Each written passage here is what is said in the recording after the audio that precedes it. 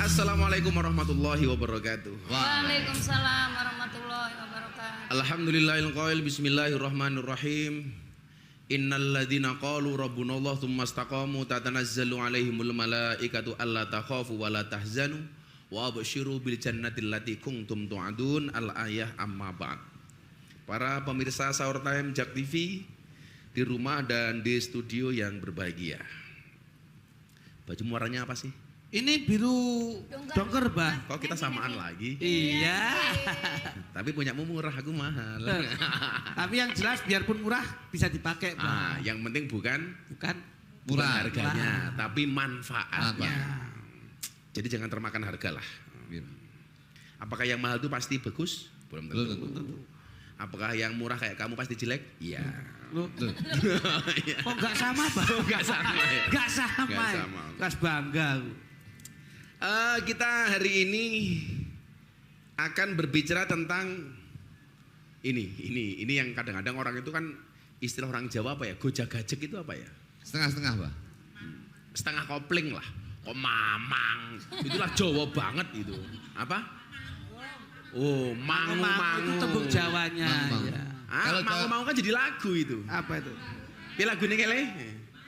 Manggu. Ke iyo ke ora. Ke iyo ke ora. Ragu-ragu. Ragu-ragu. Aku tanya lagu kok ragu-ragu gitu loh. Olah. Ibu kan bilangnya mangu-mangu. Abahnya bilang Nah, itu loh maksudku Ki, malah ragu-ragu. Oh, lagu mangu. Lagu Iya. mangu. mangu. Nah, masalah banyak orang itu bukan masalah mulainya. Tapi kadang-kadang berhenti di tengah jalan. Mamane ibu-ibu niat diet. Baru sehari lihat gorengan. Bah. Tergoda. Rampung, wassalam. Awalnya begitu dibully, kamu gemuk kamu besar kamu. Padahal kan teorinya jelas. Ya. Sebenarnya ada teori begini, 100 kg di bumi itu sama dengan 30 kg di Mars. Itu artinya nggak gemuk, cuman salah planet. Jadi soal mulainya itu biasanya kita oke. Tapi yang menjadi problem adalah proses di tengah jalan. Orang juga berusaha seperti itu, Nduk. Kalau mau bikin usaha awalnya mantep. Wah, ini saya punya rencana. Seperti ini. Begitu di tengah jalan ada problem sedikit, langsung ngedrop. Wah, ternyata susah. Ternyata nggak bisa. Pernah nggak ibu-ibu punya pengalaman seperti itu? Sering. Aku mau jualan besok Ramadan ada ya. Besok Ramadan tahun depan aku mau jualan. Itu begitu mulai jualan kok sepi. Aduh, ternyata memang saya nggak bakat jualan. Nah, disinilah kemudian hati itu butuh dimantapkan. Hati itu butuh diyakinkan bahwa proses itu memang tidak mudah, tapi proses akhirnya insya Allah indah. Kita sering banget percaya banget di awal kita mampu, tapi di tengah jalan kemudian kita ngelokro kata orang Jawa. Apa itu ngelokro bahasa Indonesia ya? Menyerah. Jadi di tengah jalan kita ngelokronya. Wah, apik to. Ngelokronya. Ngelokro itu. Ya kalau kan ngelokro bahasa Jawanya, bahasa Indonesia. Jadi kalau pengen bahasa Indonesia ngelokronya. Ngelokro, enggak siji ngelokro telu tadi sana. Loro itu bukan. Loro itu hewan yang jalan-jalan kecil itu loh. Itu coro. Coro itu superhero yang di luar negeri film itu. Coro itu makanan khas Makassar itu loh. Soto. Kita akan kembali setelah yang satu ini. Kita balik lagi ya. Ya, Lo malah domblok. Ngapain lo?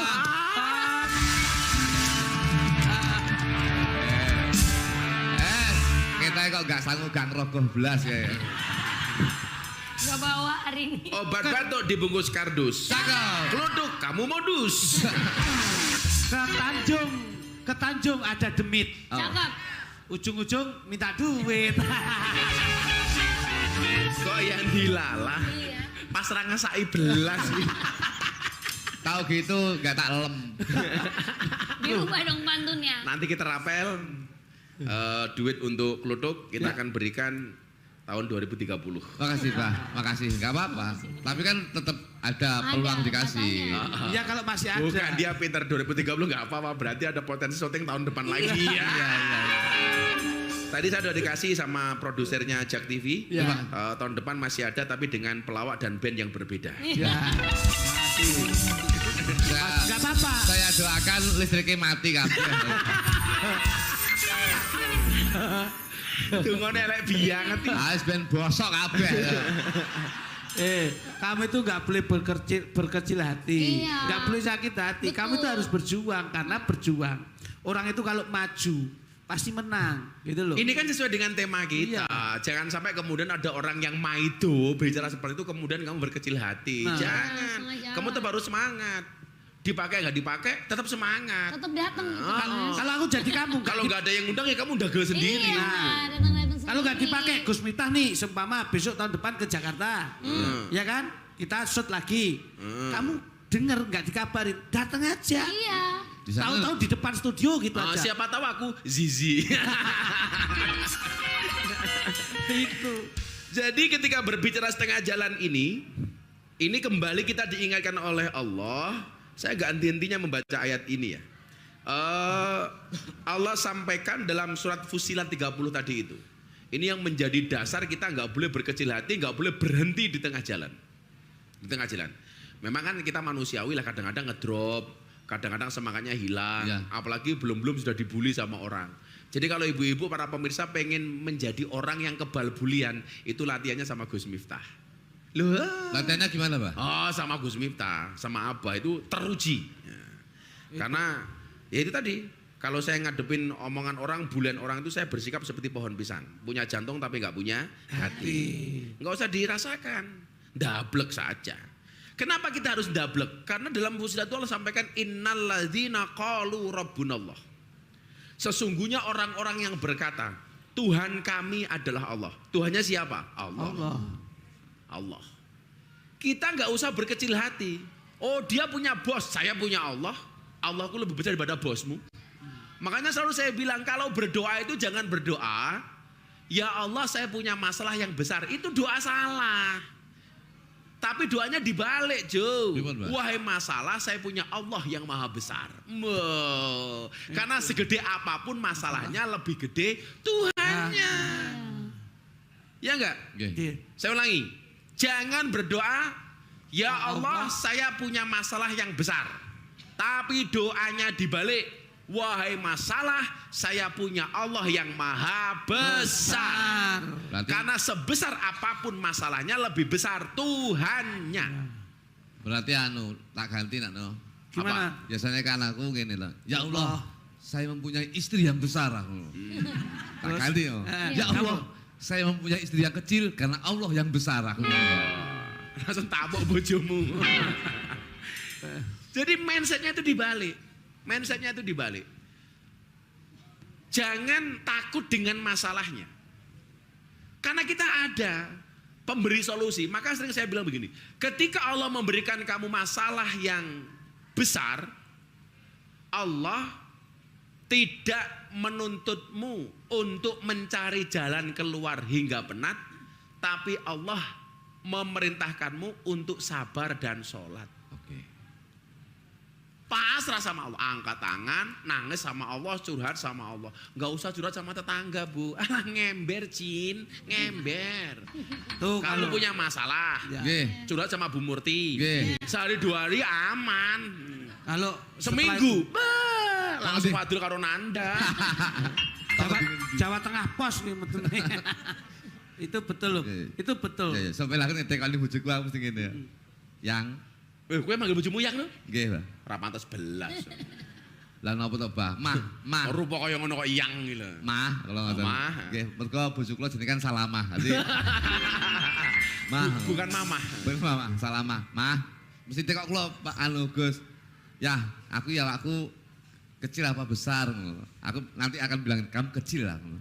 Kenapa? Kenapa no? Sebesar apa kamu masih besar Allah Subhanahu wa taala. Tapi kalau ingat bahasanya Abai yang semua itu dikembalikan kepada Allah. yang di atas kan gitu. Ya, ya. Saya tuh punya cerita, Bah. Sedikit cerita. Kemarin tuh saya tuh punya pembantu dan pembantu saya itu ternyata Sok kaya pembantu, sok kaya.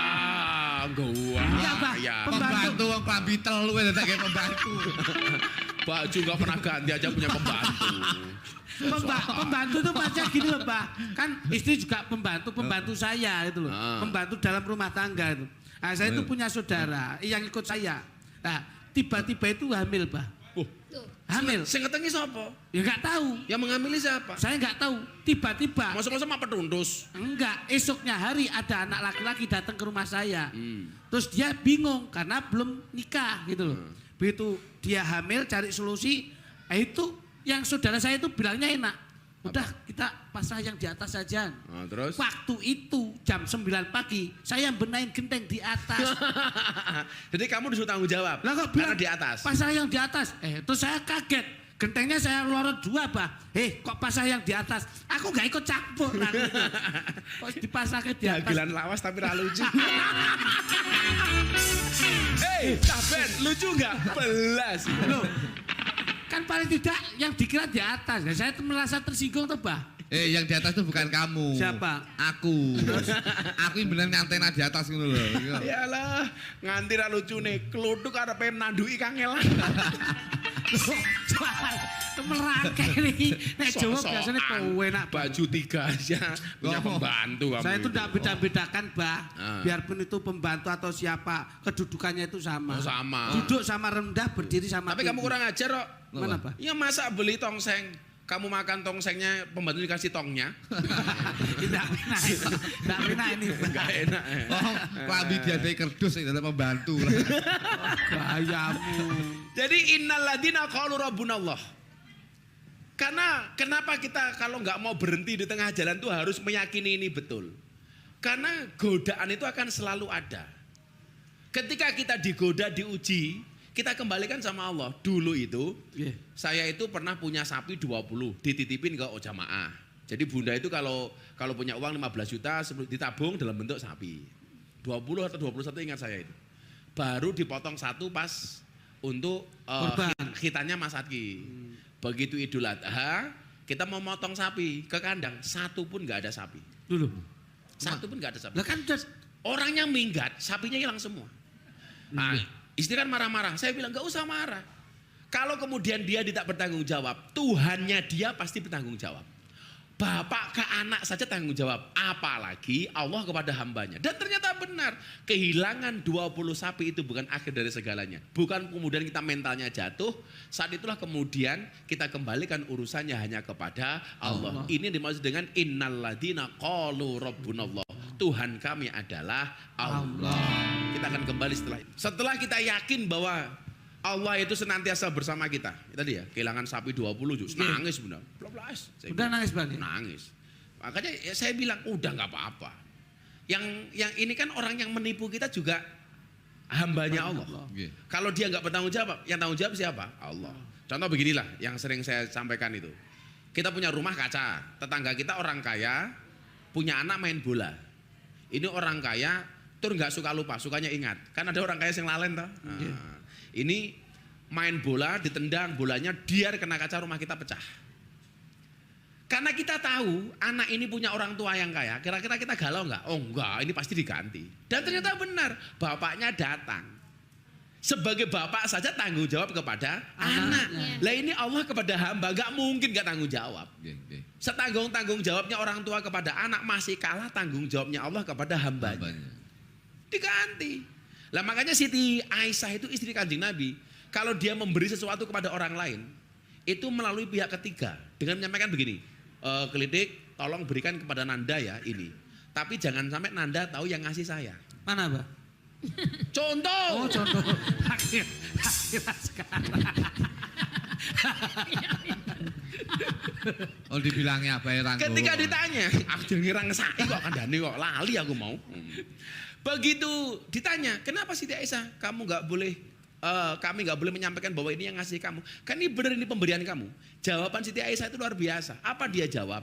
Tolong sampaikan kepada dia, jangan sampai dia tahu kalau yang ngasih saya. Kenapa? Karena kalau dia tahu yang ngasih saya, dia akan berpotensi mengembalikan kebaikan saya. balas budi. Tapi kalau dia nggak tahu yang memberi saya, yang ganti siapa? Allah. Kan beda sama ibu-ibu. Iya. Nyumbang 5.000 aja dibilang, tolong ya sampaikan ya, yang nyumbang aku. Ya, Siapa? ya. Murti. Yang balas Allah. Ya, ya. Lah, supaya kita bisa seperti itu lanjutannya adalah sumastaqomu. Supaya nggak setengah jalan, kita harus konsisten di jalan itu. Makanya banyak itu orang gagal karena nggak sabar. Orang mondok di sini nggak betah, butuh pondok lain. Nggak betah lagi, ada masalah dengan gurunya, pindah lagi. Ada masalah dengan temannya, pindah lagi. Lama-lama ada masalah dengan yayasannya, pindah lagi. Itu yang salah bukan pondoknya, tapi hatinya. Makanya dikatakan hubbul intikal alamatul konyol. Orang itu kalau sering pindah-pindah nggak konsisten, dia konyol. Lah tipsnya supaya dia bisa istiqomah, lah ini yang penting. Yang pertama, mulai dari yang kecil dulu. Nggak usah gede-gede, Bu. Oh, ini istiqomah bulan Ramadan ini. Wow, lah masih awal bulan Ramadan coba. Yeah. Traweh di mana-mana penuh. Penuh.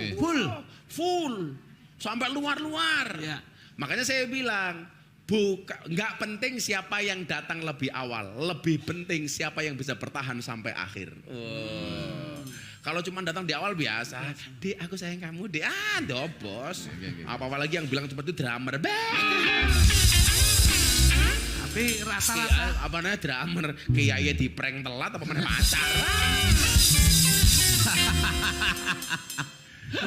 Jadi dimulai dari kecil-kecil dulu. Saya akan istiqomah terawih terus. Saya akan istiqomah tadarus terus. Walaupun cuma 1 ayat, walaupun cuma 2 ayat, tapi setiap hari. Ini yang pertama, mulai dari yang kecil dulu supaya tetap terus jalan konsisten.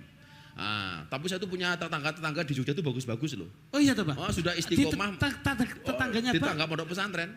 Sudah istiqomah pengajian 14 tahun. Iya.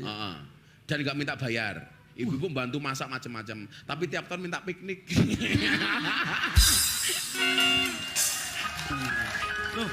Gak minta bayar tapi minta piknik. Kowe mesti koordinatornya Bu Murti mesti. Kluduk. Tolong, Mbah. Anda benar.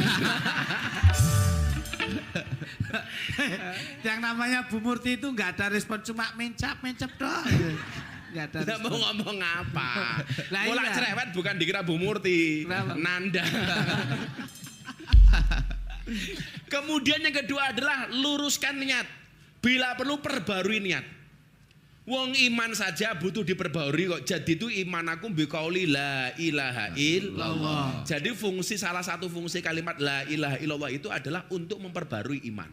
Makanya begitu kita ngelokro, begitu kita menyerah, perbarui niat lagi. Wah, tanggung jawab saya masih banyak. Saya nggak boleh berhenti di jalan. Saya harus terus. Saya harus begini. Dan itu betul-betul saya rasakan.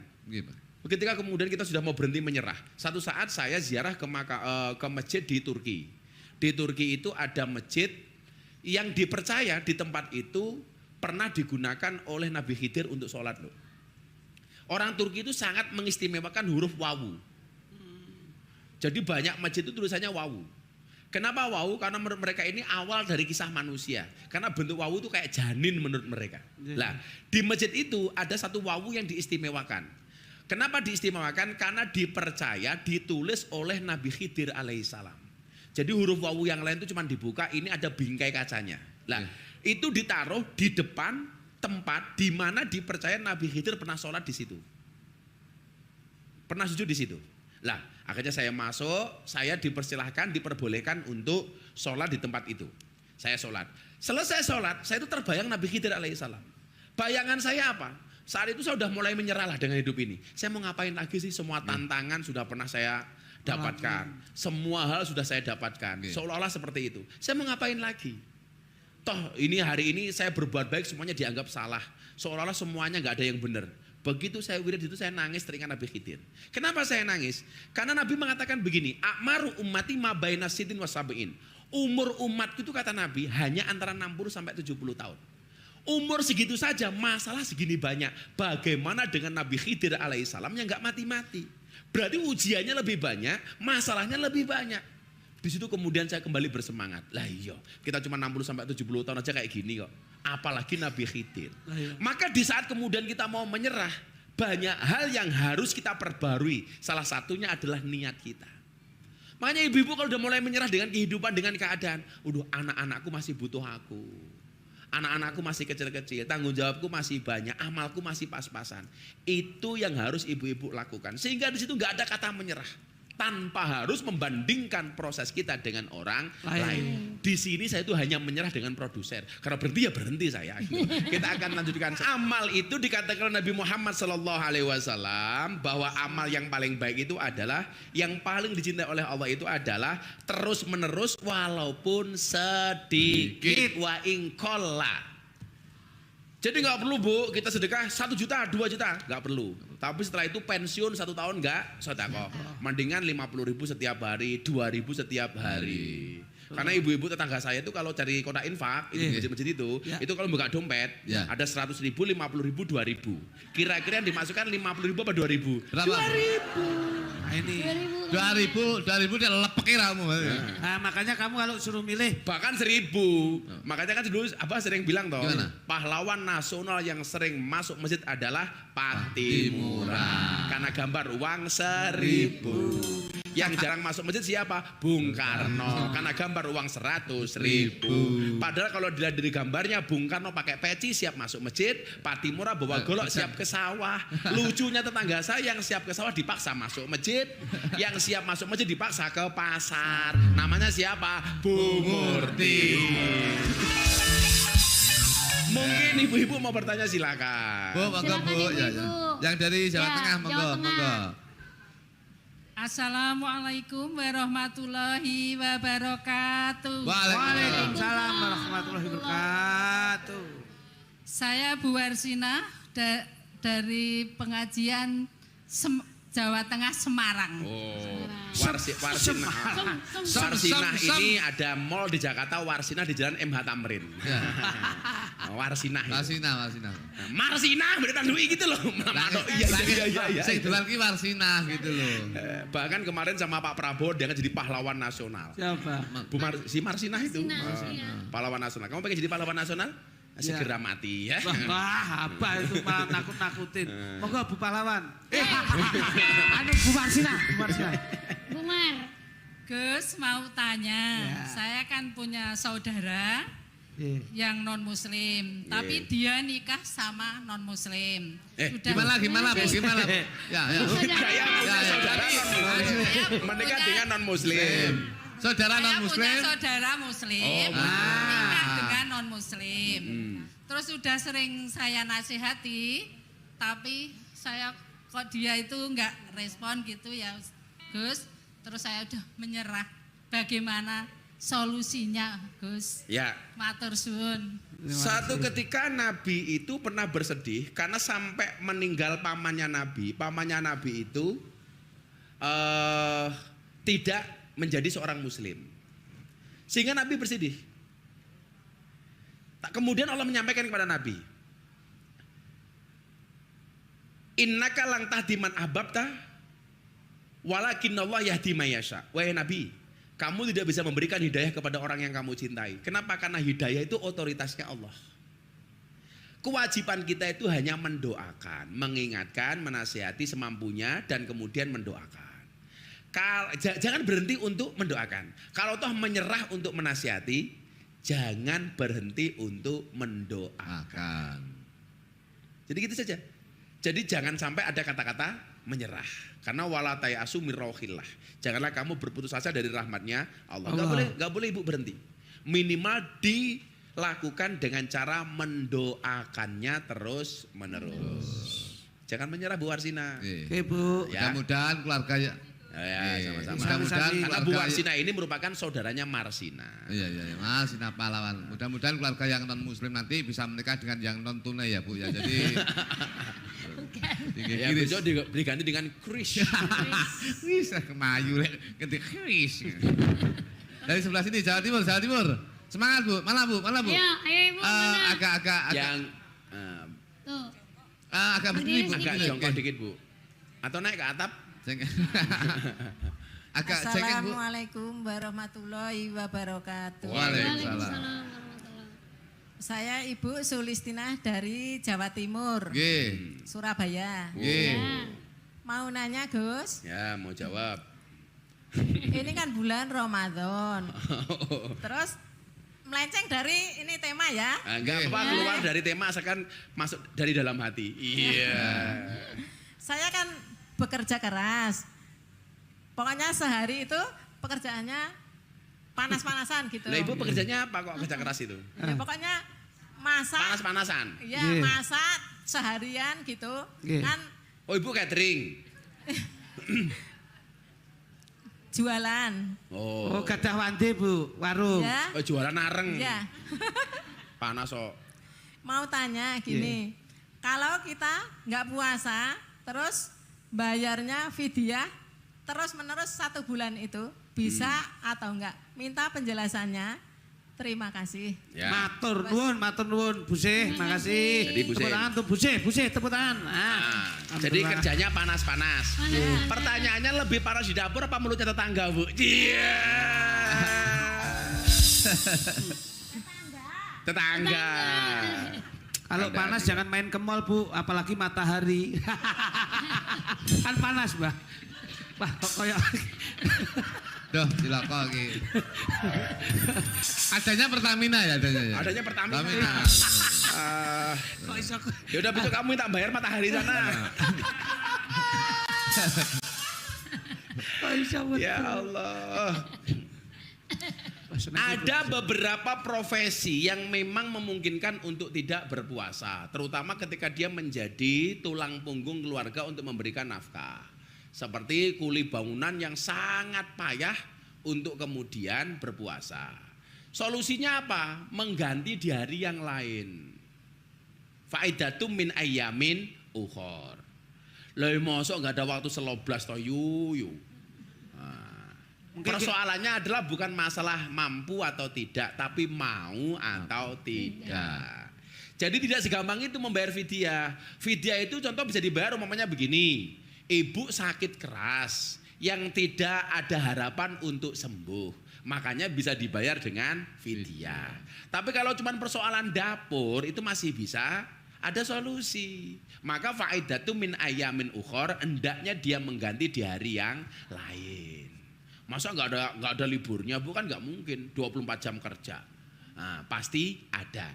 Tinggal di manage saja waktunya supaya pas. Gitu Bu ya. Jangan gampang kemudian kita menyepelekan ibadah. Jangan gampang untuk menyepelekan itu. Apalagi anak-anak band itu dari Jogja ke Jakarta mentang-mentang mau sahur time, akhirnya merasa wah berat aku di Jakarta, aku musafir di Jakarta aku nggak puasa. Itu bukan alasan. Jangan. Dasar kamu pemalas. Teman-teman jangan sampai terpengaruh. Biarpun ini sudah terpengaruh. Kamu tahu nggak kenapa drummernya itu gondrong kayak saya? Kenapa Pak? Bukan karena niru saya, Kenapa? nggak punya uang untuk cukur.